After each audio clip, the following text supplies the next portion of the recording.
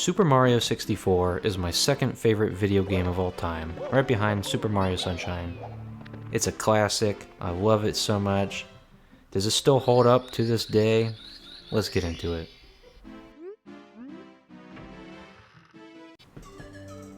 The file select music on here is so ambient and nostalgic, and it, especially at the time when this game came out, back in the day when I played it, it just really makes you feel like you're about to go on this big, grand adventure, and just something about this file select music. I just love it so much. It always pains me when I have to delete one of my save files, because there's only 4 in the game, and I usually play through this game at least 2 to 3 times a year and 100% it. But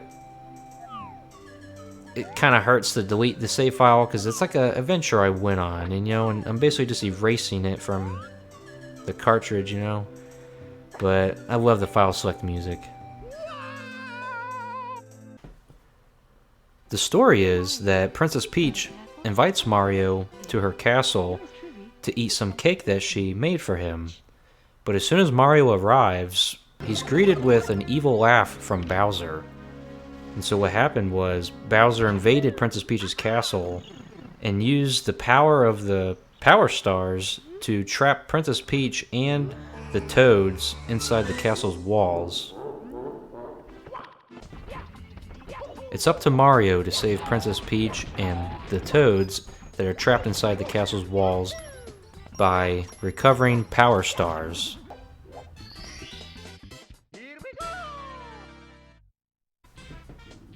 This game has 15 courses, or 15 worlds, with 7 stars to achieve in each world. So you have 6 stars that are objectives in that world, and then the 7th star will be a 100 coin star.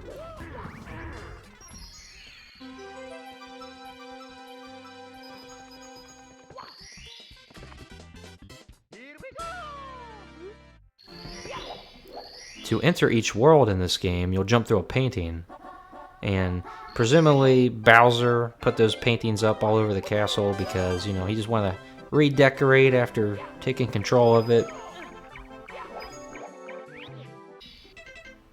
Not every world you'll be entering through a painting, at least not a visible one. Take Shifting Sandland, for example, in the basement of Peach's castle. You'll have to jump into a wall. Same thing with Snowman's Land, which is on the top floor of the castle. So those are invisible paintings, and Rainbow Ride, you just jump through a little square chimney chute to get to it. So for the most part, they're going to be paintings.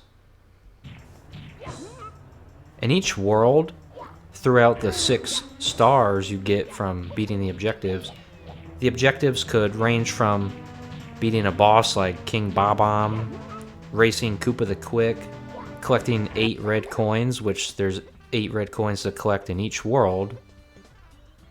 Many objectives, and they're lots of fun. Nothing feels repetitive. They're very straightforward. I will say, if you've never played this game or knew anything about it going into it, before you enter a mission, it will give you like a little hint at what to do. And so it doesn't generally point you in the direction of what to do. So sometimes if you've never played this game, it could be confusing just reading the description of what the level wants you to do. But for the most part, it's very straightforward. But that's only if you've never played this game or have no clue about it. The 15 worlds range from colorful and happy to dark and sinister like Big Boo's Haunt, which is very funny because the whole game up to this point, the first 4 worlds are, pretty colorful and stuff. And then Big Boo's Haunt just has like that ominous, like, oh, So it's pretty funny, especially if you're like a kid in the 90s and you've seen that. That'd be pretty funny. But the worlds are full of color and vibrant and lots of fun. This is the first 3D Mario platformer. So with this game comes a new moveset for Mario in this third dimension. He can punch, you can jump kick, you can do like a crouch kick, you can duck into a backflip, you can do a side somersault, a triple jump. These are all new and would be used in later 3D Mario games. So Mario as a character on here is very versatile. He has a wide range of attacks. I will say the crouch kick, you're probably never really going to use that. But the punching to break those blocks and even to defeat enemies, you'll use those a lot. I honestly think the moveset on here is very good, very solid. Now, if you compare it to the newer 3D Mario games, it might feel weird going back to this game. Sometimes, like, the controls can feel tight and kind of stiff in places, such as when you're playing as Mario and you want to turn around, sometimes he'll like walk in a loop in like a circle and then he'll turn around. But if you tap very gently on the analog stick, he'll instantly turn around. So his moveset feels good. It does feel a little like stiff and tight at moments, but he feels very, very good, and I think it holds up well.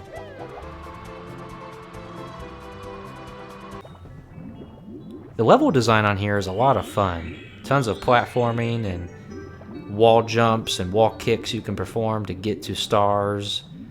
Lots of cool obstacles, lots of fun enemies to defeat. I like the level design on here a lot.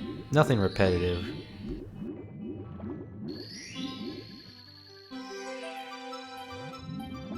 Throughout the game, you'll be collecting power stars, beating bosses, clearing courses. Lots of fun, and there's hidden stars in the castle itself, 15 to be exact. You have the slide inside one of those rooms where you jump through the peach stained glass. You also have the wing cap course where you look up into the center of the castle and you get teleported. There's more. There's secret ones outside the castle where you get the invisible cap and the metal cap. Lots of fun. So there's lots of secrets within the castle itself. Not just power stars from courses, but secret castle stars too. You can also talk to different toads throughout the castle. 3, if I remember. And they'll give you a power star for just talking to them. So just explore and be on the lookout for those if you've never played this game. You can also beat the slide, and then if you beat it with a quicker time, you'll get another power star.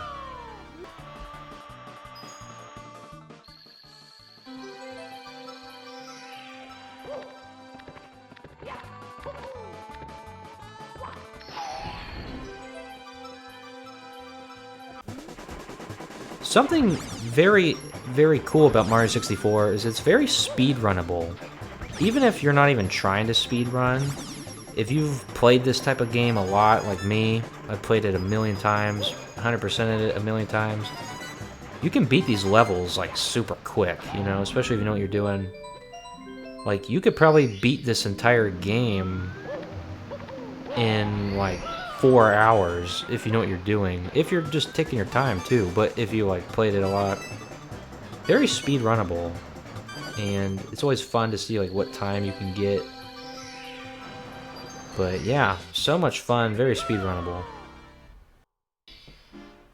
Once you get enough power stars from the worlds, there's these big doors with a big star on it, and that's where you'll fight Bowser. You'll go to Bowser's course, and throughout the course, there'll be red coins. Collect those red coins, and that's one of the castle's secret stars. Each Bowser world level will give you a star for the red coins, but beating Bowser himself doesn't give you a star, it gives you a key. There's a door in the basement you need to open with a key, and to the top floor. And so there's another star door on the top of the castle, top floor as well, to get to the tick-tock clock room and to activate the final area, the endless staircase. But yeah, when you beat Bowser, you get keys, but throughout those levels, there's red coins, and that's what gives you the stars. The Bowser boss fights on here are a lot of fun, and I love the music for it. It's so epic.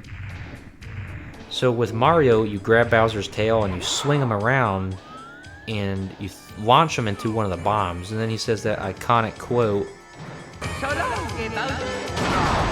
Sometimes Bowser will breathe fire if you don't grab his tail in time.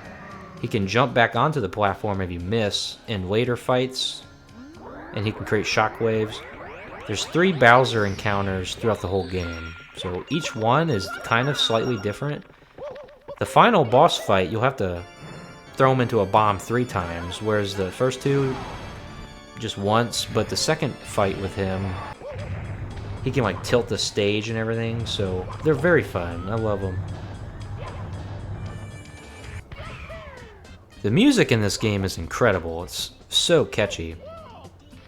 Bob-omb Battlefield is just such an iconic theme, and Jolly Roger Bay, the ambient music from that world, just so relaxing and nostalgic.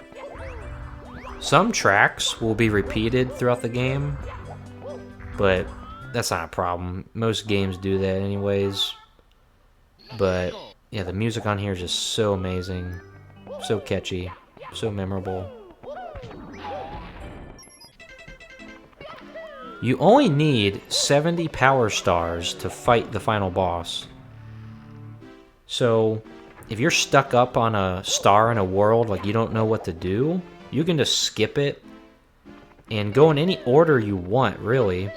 You just need 70 stars to face the final boss. So that's nice, especially if someone is new to the game and they're not a completionist like me, and they don't know something or they're stuck on something. They can just skip it and just go throughout the castle, get whatever stars they want. You can press the start button, and it'll show you what stars you got in each world, how many hidden castle stars you have, and how many coins you got in each world. So that's how you can keep track of everything. So if you're like, oh, I don't remember. I'm pretty sure once you enter a world and you look at the course select screen, it'll tell you like what stars you have and how many coins you got in that world altogether. So that's how you keep track of everything. It's not that complicated.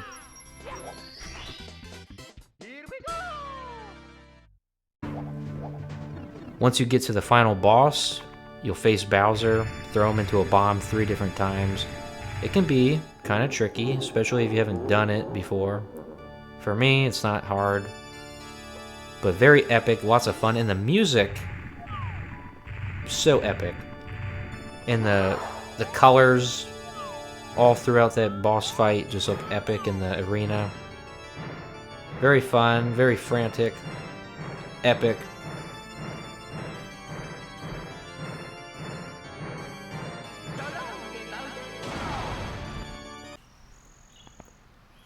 Once you defeat Bowser, you save Princess Peach and the Toads that were trapped inside the castle's walls.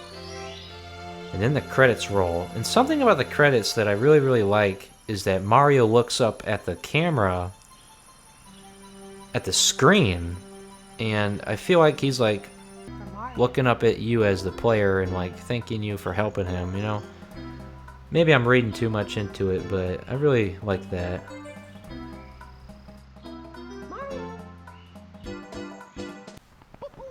If you got 120 power stars, there's a cannon outside of Peach's castle by the lake, and usually it'll have like a metal thing on top of it, like a lid where you can't get in.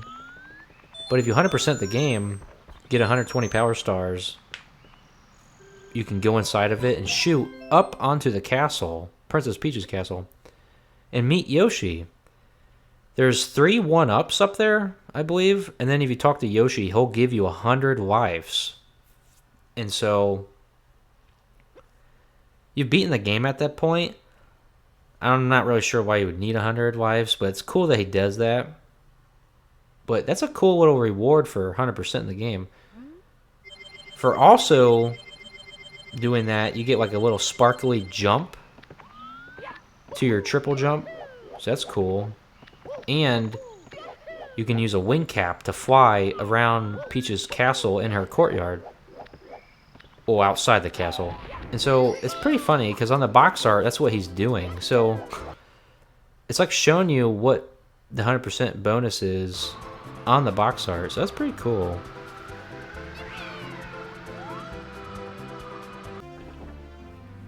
This game is so much fun. I love the worlds. Lots of fun levels. The Koopa the Quick races are a lot of fun. The big penguin races are a lot of fun. Every level is very fast and you're not just there for a long time. Very straightforward. Lots of fun. But if I had some stuff to complain about, it would probably be... Sometimes you'll jump and you'll like collide with like an invisible collision. And I've actually died from that before. So there's like invisible wall collisions, especially on TikTok Clock. Some invisible wall collisions. Another thing I could say is the camera. Now you have to understand this is like one of the first 3D platformers ever. And the camera wasn't really a thing until, you know, this time. So the camera is a little wonky and it can be like annoying. It can like fight against you. But you can like get around it, you know, but it is kind of like annoying at times. And the final area, the final couple worlds in the game, like Tall Tall Mountain, each level practically, you're just climbing to the top of the mountain, and that could get a little repetitive. TikTok Clock, for example, you're just climbing all the way up there. And if you fall, you're most likely going to die, or take a lot of damage and have to re-climb. Even with Rainbow Ride, you're just kind of like sitting on those carpets for like, I don't know, like 20 seconds at a time when you're at the very top. So that might feel like repetitive, but it doesn't bother me. But there's things I could complain about, those would be it. Other than that, the game is so much fun, and I think his moveset and the controls, they still hold up to this day. Especially for me, because I've played this game a million times. My opinion. But I love this game so much. Even when you beat the game, you can rematch the penguin on the slide in Cool Cool Mountain. And it'll be like big and chunky, and he's like out of shape, and so like the race is slightly harder. So that's really cool. Also, something you can do is the Green Demon Challenge, which people have made up over the years, where you spawn a 1-up on Bob-omb Battlefield, and you let it chase you, and you try to collect 8 red coins before it can catch you. And so that can be pretty, like, kind of, you know, like intense and frightening. It's like, oh my gosh. But that's a lot of fun.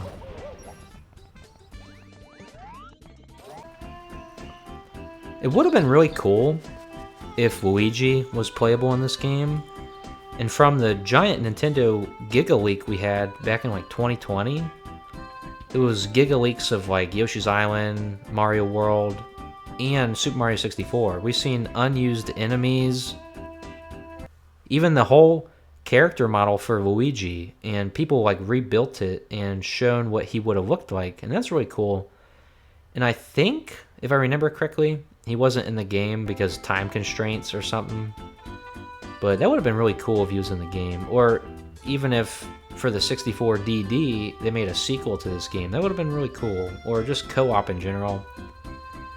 But yeah, even just as a single player game, it's so much fun. I love it so much. Definitely go play it.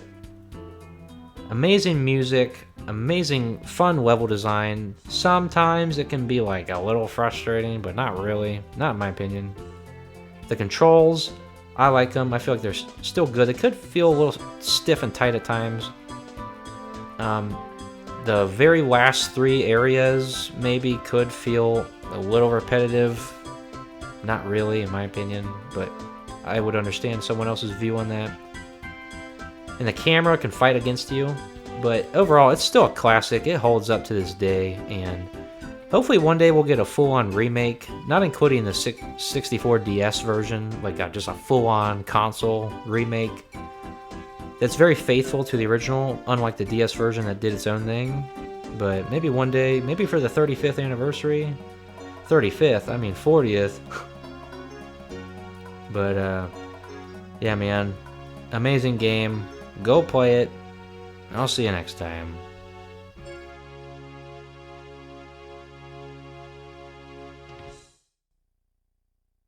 Thank you so much for to playing my game.